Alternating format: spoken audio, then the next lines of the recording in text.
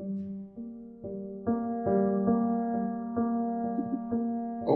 here we go. It's another Decode with Logo episode, and I'm enjoying this a lot. I'm enjoying discussing these ideas, putting my perspective on them, and then sharing with the world. And then for those who have been reaching out, sending some messages, some comments, tearing the thoughts apart and putting them together in your own view. That's what it's all about, and I appreciate the resonance. And please keep that coming. Um, Today I want to do two things. I want to look at two scenarios that find a common truth or perspective, if I may put it that way. And in fact, it is something that we are going to find very useful as we go and as we build into the future. And then it also would help us understand the past and some of the things that have happened, including the politics of the past, as well as the design of the past. And obviously, since we are in the present, we're able to look at where it sits in our today, which is the whole point of Decode with Logor. It's about unpacking the emotional infrastructure of the past, looking at the signals today to understand where they go tomorrow. Today, we're looking at what I call the myth of discovery and the architecture of attention. Again, the myth of discovery and the architecture of attention. We like to believe that newness comes from discovery, that from the moment someone stumbles upon something previously unseen, it is now seen. But that's not quite true. There's no such thing as discovery. There's only spotlighting. There's no such thing in the world as discovering anything. We only spotlight things. And come with me as I try and understand and unpack these thoughts, even for myself. You see, everything already exists. We've heard this before. We've heard the good book say it. We've heard it in religion. We've heard it in culture. We've even heard it in science. Ideas, talent, truths, even technology, it all exists. And the things that do not exist are waiting in the dark for attention. As the Yorubas will say, bí ó ti wà láti kọ́ṣe, ó ń bẹ nísìn, bẹ́ẹ̀ ni ó ṣì máa rí nígbà gbogbo. It's a religious tenet and statement that was explained so. Everything already exists. Nothing is new under the sun. The wisest, the smartest, and the most illustrious know this. What we call discovery, in my opinion, is the redistribution of light. It is a moment of when power and perception collide. And like the Bible said, let there be light. And then what was in the dark appeared. Again, what we call discovery, it's simply the redistribution of light towards the dark. And our perception and attention and power have now been placed in a collision on the subject. And now visibility appears. No such thing as discovery, only spotlights. You see, discovery is a very, very flattering myth. It lets us romanticize and pretend that visibility equals originality. We give prizes to the person that discovered. I was like, yeah, you invented. But in truth, that the moment something is seen is not the moment it was born. It was existing. It has now been seen. But the world does not change because something that was new was found. The world changes because someone with reach have now decided to illuminate that thing, that subject, that idea, that position, and that object. Van Gogh was not discovered.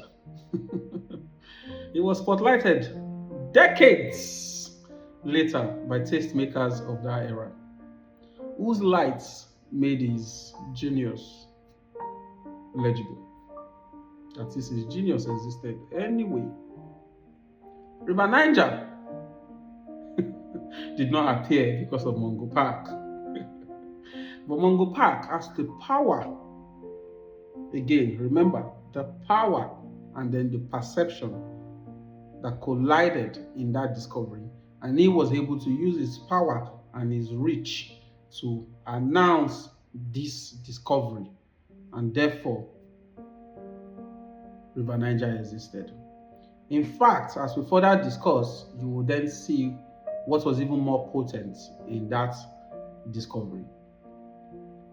The same is true for Afrobeat, if we're keeping it more contemporary. It did not simply emerge globally. It was spotlighted through through some sort of algorithmic gatekeeping, Nigeria people abroad were jamming it because they loved it.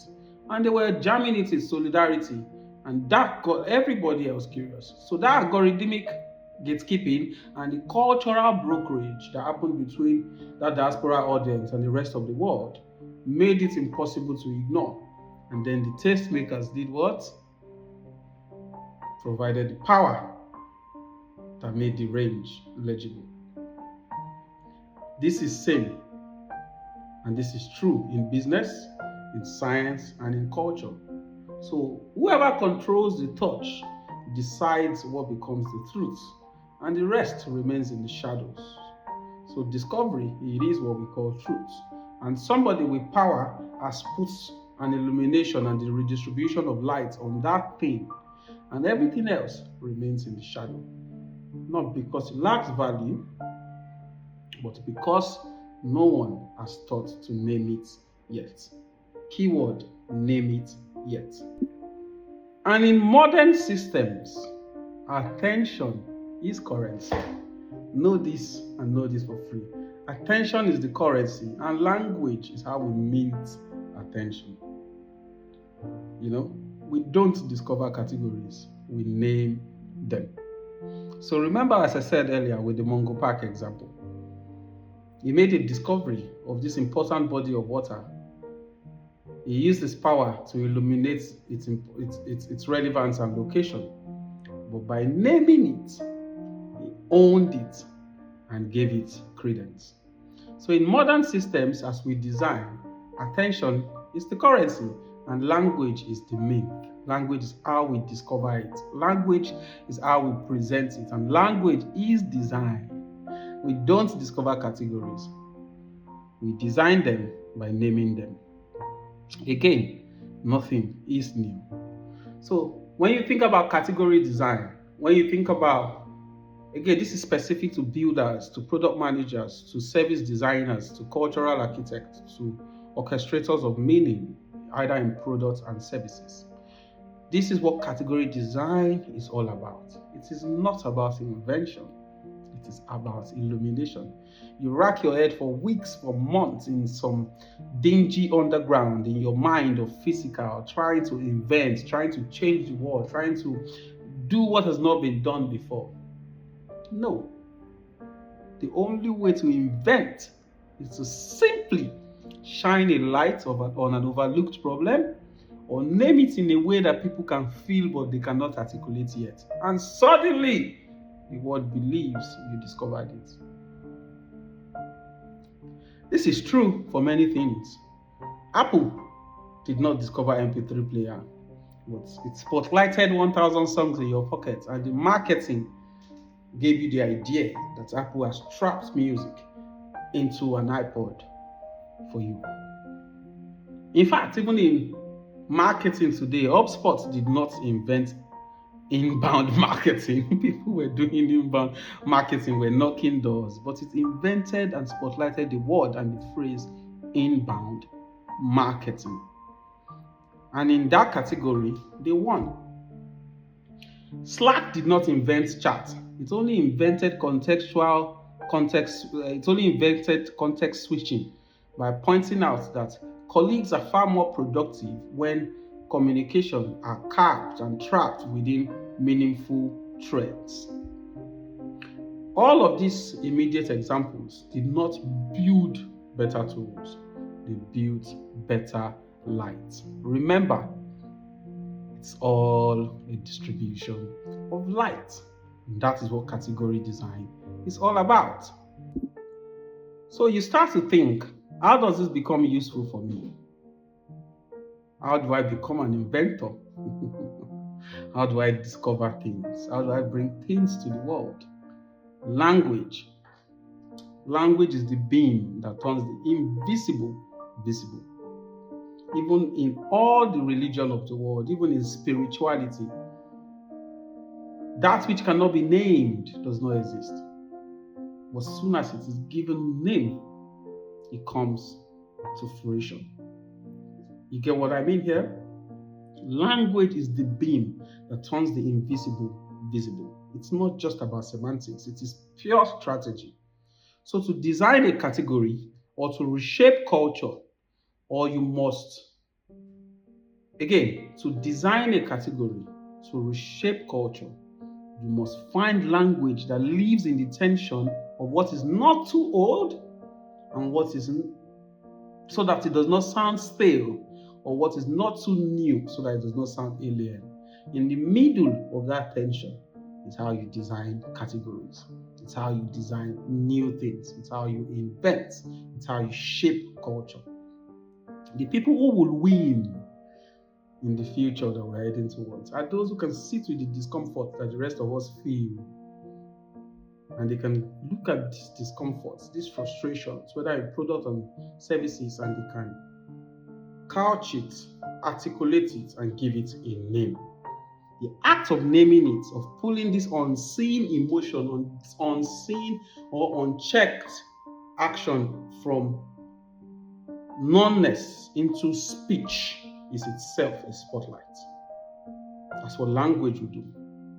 That's how a design will take a world that never existed and then bring it to fore, and then the world rearranges itself around it. This is the principle of category design. The company that creates the language of that problem wins. So whether it's in products, whether it's in services, whether it's in business, whether it's in culture, in fact, spiritually, company that creates the language for that problem, for that category, wins. The thinker who gives form to the unseen becomes its custodian. The culture that names itself first defines how it will be remembered. This is crucial to the politics of the past. How you allowed and how we allowed things to be named for us. And this then determined the future of our realities, if I can put it that way. I keep going back to the example of the Mungo Park. I'm pretty sure the tribes around that water body had a name for it. Same thing applies to my country, Nigeria. We make a lot of jokes about how we found its name. But the culture that names itself defines first how it will be remembered. This is the power of language. It's not just semantics, it is strategy. So, where am I going with all of this? What I'm really trying to bring to fore today is that what we call innovation is literally often a performance of revelation. It is strictly a ritual of unveiling, not a ritual of creation. Because everything exists if you think about it. Like I said, it is literally a ritual of unveiling, not an act of creation. The real work is not finding the new. The real work is framing the existing in such a way that the others did not even know. And now they can finally see it. This is what you want to train your mind to be good at in your building efforts, in your designing efforts, in your service efforts. When you design categories, you are doing the same thing an artist or a scientist does. You're turning perception into an architecture. You're basically building a stage, you're arranging lights, and you're deciding what the world should pay attention to. This is all that category design requires. So when you think about yourself and you think about your role in the world and what you want to bring to the world as a thinker and a builder for tomorrow, these are the principles that you apply. Remember, the real work is not finding the new. but framing the existing so that the others can finally see it. That is power, and it's also responsibility. Don't forget that. Because whoever holds the spotlight decides what counts as progress, and who also remains in the dark. Whoever holds the spotlight decides what counts as progress, and who also remains in the dark. As we move towards the future of AI technology, you can start to see how the politics of tomorrow will be shaped around the countries that hold this technology and the countries that do not. And the countries who stay in the dark are considered regressive. Meanwhile, just about 2 decades ago, this technology did not even matter in the metric of progress. Now, there's a whole new category by which we are now competing and measuring ourselves against. And that is the real responsibility in this our thinking. Because whoever holds the spotlight decides what counts as progress. One time, salesmen needed to go from door to door. Now, it's about how many tweets you put out. It's about the ads you run. It's about the stories that you tell. It's about the branding. It's about the marketing. It's about the cold emails. That is the power of language. So the next decade belongs to those who understand the physics of visibility, how ideas move from silence to significance. The founders, the creators, and the policymakers will need a lot of these skills. You have to be able to orchestrate systems that will go from something nobody could have imagined into something that then becomes super relevant. And remember, we've talked about this extensively, how you can make that happen. And it's not about the new, it's about reframing the old and giving language to something that is so old that we all feel it but can't articulate. And then looking for the name that is so new that is not alien. And right in the middle of that orchestration, that is how we are going to win. That's how you are going to win. So orchestrating this type of systems, narrative design, ritual engineering.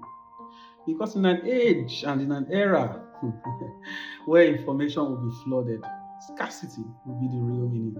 And whoever can come up with the articulation of these scarcities and the orchestration of these scarcities wins. The question is not what will we discover next. It is who will we choose to see and who will we leave unseen.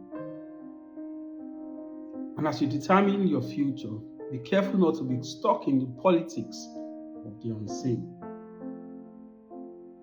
Play in the categories of visibility, because attention is the ROI. And remember, innovation does not exist. It is really just a ritual of unveiling, not a ritual of creation. And whoever holds this torch holds the power. Thank you.